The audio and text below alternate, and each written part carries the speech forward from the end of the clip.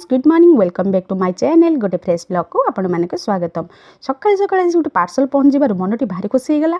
देखो एटा गोटे crop tops, एटा गोटे हूँ स्कर्ट, एटा हूँ गोटे कुर्ती, एटा हूँ जीन्स दुटा मगेली आम घर को जबार अच्छी तो से ड्रेस दुटा मगेली ऑनलाइन। केमिति होची कमेंट निश्चित कहिबे। आज जेहेतु एक बार से एकाथ गाधे पाधे मुंड धोईकी लंच प्रस्तुत करी। लंच रे आज बनई भात सालेड साग आ सुजनाटी बड़ी बरकोली आलू बैगण सारू पकई तरकारी होता।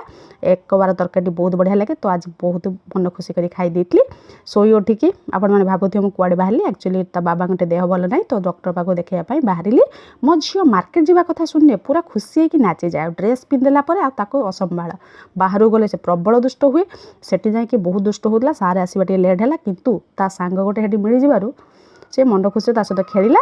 तापर सार आसले आम सार को देखी घर को फेरलु। भल लगे लाइक शेयर सब्सक्राइब निश्चित कर। Bye bye.